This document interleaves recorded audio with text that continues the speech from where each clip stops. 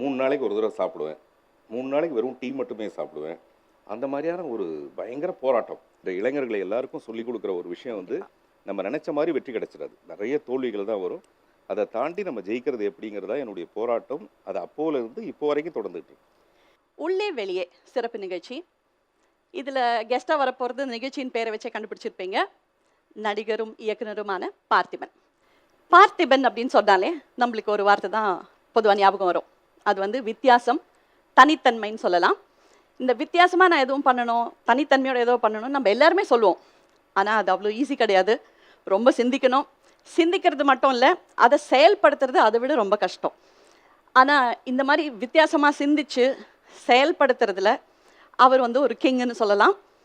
இந்த கிறுக்கல்கள் புக்கு வெளியிடுறதாகட்டும், சின்ன புக்காக வெளியிடுறது, ஒரு டைரி வித் அ டிஃப்ரென்ஸ், ஒரு இன்விடேஷன் வித் அ நாவல்ட்டி, இந்த மாதிரி சினிமாவை தாண்டி எல்லாத்துலேயுமே அந்த பட்டியல் நீளும் இந்த வித்தியாசமாக செய்கிறது. ஸோ இதை வந்து ஒரு தவமாக இருந்தால் மட்டும்தான் பண்ண முடியும். ஸோ இந்த தவத்தை 30 ஆண்டுகளுக்கும் மேலாக அழுக்காம சலிக்காம ஒரு அதே உற்சாகத்தோட செய்கிற நம்மளுடைய நடிகர், ஆக்டர், டிரெக்டர், ரைட்டர் பார்த்திபன் அவர்களை with a big round of applause from the audience, let's welcome Mr. Parthiban.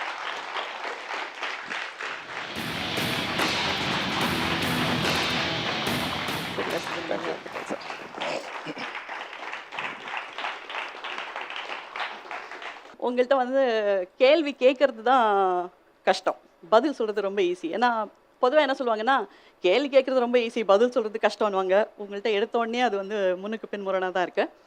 நான் நிறைய கேள்விகள் கேட்கணும், ஆடியன்ஸும் நிறைய கேள்வி கேட்க போறாங்கன்னு நினச்சிட்டு வரும்போதே உங்கள் சட்டையை பார்த்த உடனே எனக்கு வந்து இது என்ன வித்தியாசமான ஒரு சட்டை அப்படின்னு கேட்கணும்னு தோணுது. இப்போ நீங்கள் என்னை இன்ட்ரடியூஸ் பண்ணும்போதே வித்தியாசம், அதுக்கு மறுபேர் வந்து பார்த்திபன்லாம் சொன்னீங்க. அதை வந்து நான் எல்லாத்தையும் அப்படி சாதாரணமாக விட்டுறதில்ல, எதையும் சட்டை பண்ணாமல் விட்டுறதில்ல. சட்டையில் கூட ஏதாவது வித்தியாசம் பண்ண முடியுமான்னு யோசிக்கிறது. இதை ரொம்ப பியூட்டிஃபுல்லாக டிசைன் பண்ணது சௌபர்ணிக்கான ஒரு காஸ்டியூம் டிசைனர். நீங்கள் நல்லா கவனிச்சு பார்த்தீங்கன்னா அதில் இடது கையில் மட்டும்தான் டிசைன் இருக்குது, வலது கையில் இல்லை. ஆமாம். பொதுவாகவே ரைட் ஹேண்டுங்கிறது வந்து சார் அவருடைய ரைட் ஹேண்ட் சார். நம்ம பிரைம் மினிஸ்டராக எடுத்தால் கூட அவர் ஒரு ரைட் ஹேண்ட் இருக்கார், எல்லாம் அவருடைய பிரைன் தான் சார், அந்த ஷா டிசைட் பண்ணுறது தான் சார் அப்படின்னு சொல்லுவாங்கள்ல. அப்படி எனக்கு ரைட் ஹேண்டாக இருக்கிறது இந்த ரசிகர்கள், அவருடைய பலம், அது பலத்த வண்ணமாக இருக்கிறதுனால ரைட் ஹேண்டில் எதுவுமே தேவையில்லை, லெஃப்ட் ஹேண்டில் மட்டுமே டிசைன் பண்ணலான்னு முடிவு பண்ணேன். ஸோ லெஃப்ட் ஹேண்டை பலப்படுத்த.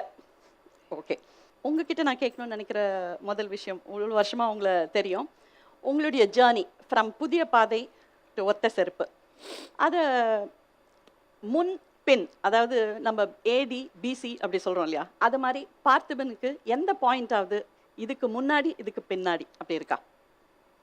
இது வந்து ரொம்ப சுருக்கி பசிக்கு முன்னாடி பசிக்கு பின்னாடின்னு கூட சொல்லலாம். புதிய பாதைக்கு முன்னாடி இருந்தது பூரா பசி. அதாவது 3 நாளைக்கு ஒரு தடவை சாப்பிடுவேன், 3 நாளைக்கு வெறும் டீ மட்டுமே சாப்பிடுவேன். அந்த மாதிரியான ஒரு பயங்கர போராட்டம். சினிமாவில் எனக்கு எந்த விதமான தொடர்பும் இல்லை, எந்த ஆதாரமும் இல்லை, அதை பற்றிக்கிட்டு வெளியில் வர்றதுக்கான அந்த மாதிரி எந்த ஆதாரமும் இல்லை.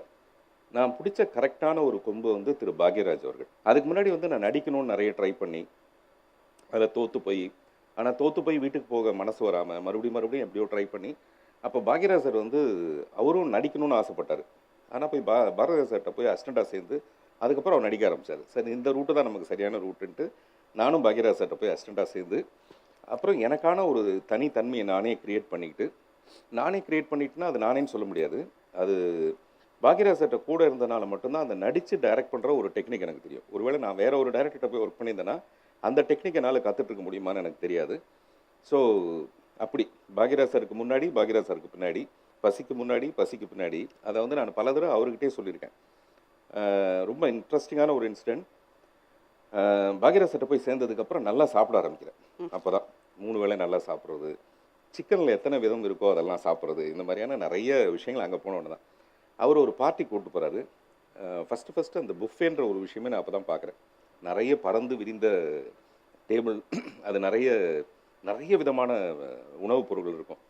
இது எனக்கு தெரியாது, நம்ம போய் இன்னொரு தடவை எடுத்து சாப்பிட்லான்னு கூட தெரியாது எனக்கு. ஒரு ரவுண்டு அப்படி போனோம்னா அவ்வளோதான் போல இருக்குன்னு சொல்லிட்டு ஒரு பிளேட்டில் என்னெல்லாம் முடியுமோ அதெல்லாம் அமுக்கி அடக்கி இவ்வளோ பெருசாக ஒரு இந்த மாதிரி கட்டிக்கிட்டு எடுத்து வச்சிட்டேன். ஏன்னா எனக்கு தெரியாது இன்னொரு தடவை இதெல்லாம் இந்த ஐட்டம் கிடைக்குமான்னு.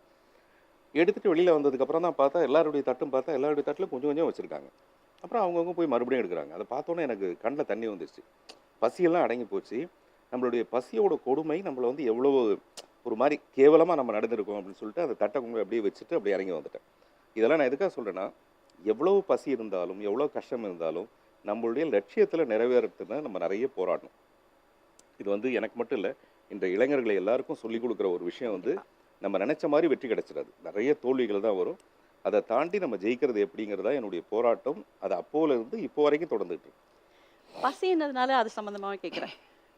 புலி வந்து பசித்தாலும் புல்லை தின்னாதுன்னு சொல்லுவாங்க. அது மாரி தான் நீங்க வந்து செலக்டிவா சில படங்கள மட்டும் பண்ணீங்களா? அதாவது பசிக்காக எல்லா படமும் பண்ணிட மாட்டோம் அப்படிங்கிற மாதிரி.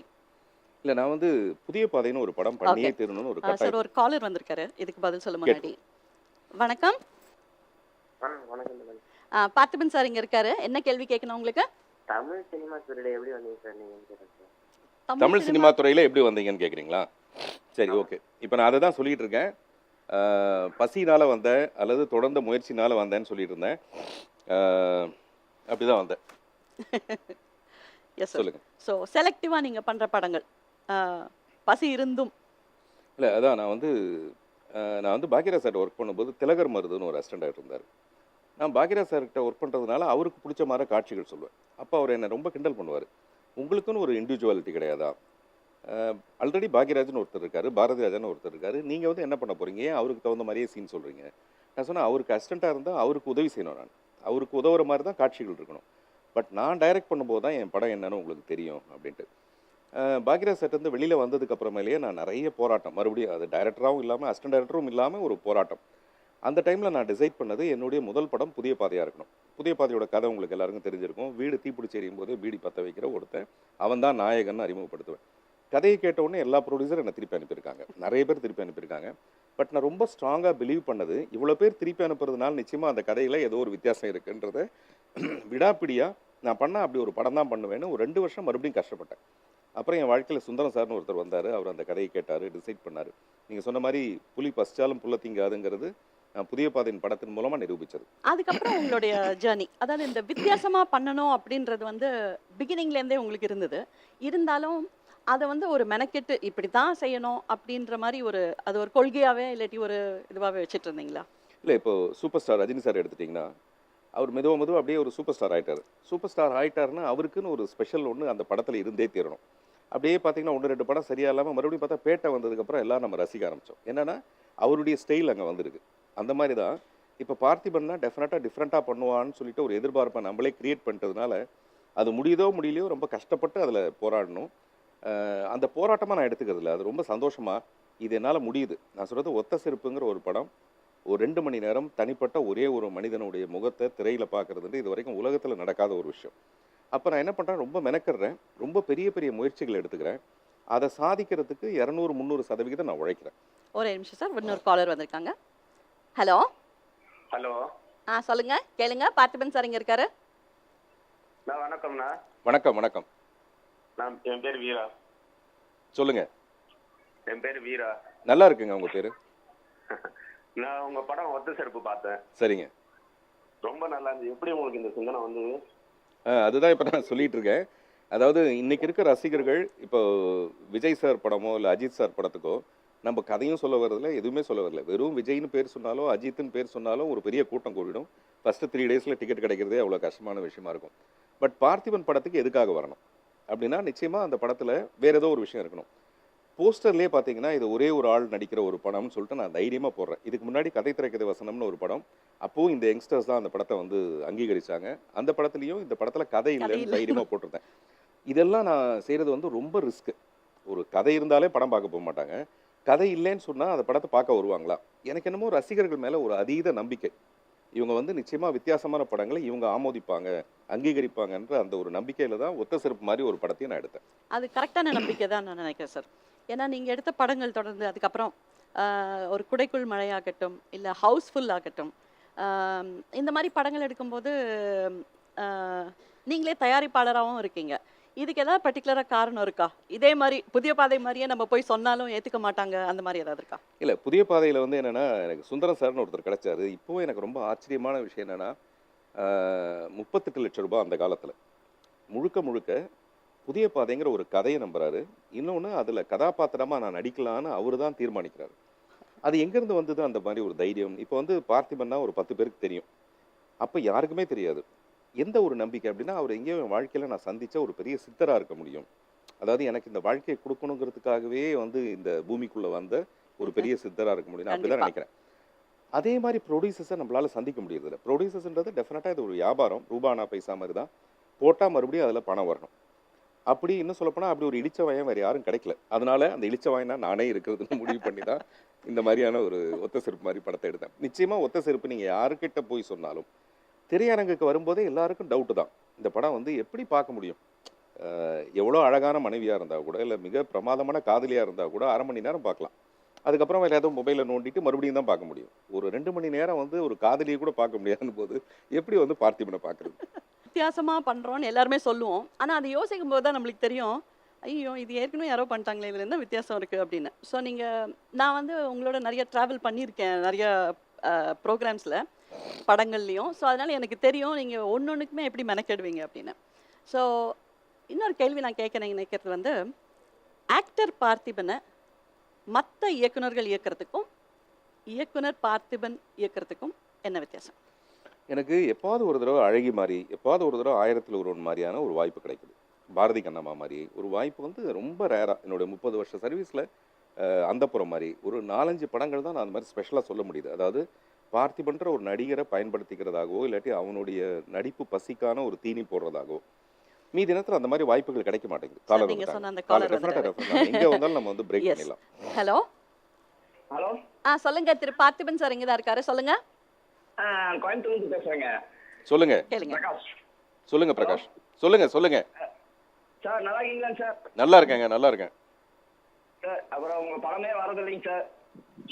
படமே வருது இல்லையா? ஆமாங்க சார். கோயம்புத்தூருக்கு வரது இல்லையா? இல்ல அவர் என்ன சொன்னாருன்னா ஒத்த செருப்பு வந்து ஒத்த செருப்போடு பார்த்தேங்க சார். சரி ஒத்த செருப்புக்கு அப்புறம் நான் படம் நல்லா இருக்குது. நீங்க ஒருத்தரே நடிச்சிருக்கீங்க. ஆமா. நல்லா இருக்குங்க சார் படம். ஒத்த செருப்புக்கு அப்புறம் அடுத்தபடியா நான் வந்து இரவின் நிழல்னு ஒரு படம் தயார் பண்ணிட்டு இருக்கேன். இந்த வருஷத்தோட கடைசியில அந்த படம் வெளிவரும். அப்ப தயவு செய்து எல்லாம் தியேட்டர்ல பாருங்க. அப்ப கண்டிப்பாங்க சார். தியேட்டர்ல தாங்க சார் உங்க படமெல்லாம் பார்த்துட்டே இருக்கேன் சார். சரி. நீங்க வடிவேல் சார் எப்பங்க சார் நடிப்பீங்க? அதை வடிவேல் சார் தாங்க முடிவு பண்ணணும். அதை விரைவில் நாங்க 2 பேரும் சேர்ந்து நடிக்கிற ஒரு படம் வருங்கிறது 2020க்கான ஒரு சந்தோஷமான செய்தி. சார் வெற்றி கொடிக்கட்டே உன்னடி நான் இருந்தால் எல்லாமே படம் சூப்பரா இருக்குங்க சார். சரிங்க, ரொம்ப நன்றி. அப்புறம் சார் ரொம்ப நாள் ஆச்சு சார் உங்க பேசி. இன்னைக்கு தான் லைன் கிடைச்சது. நம்பர் நோட் பண்ணுங்க சார். சரிங்க.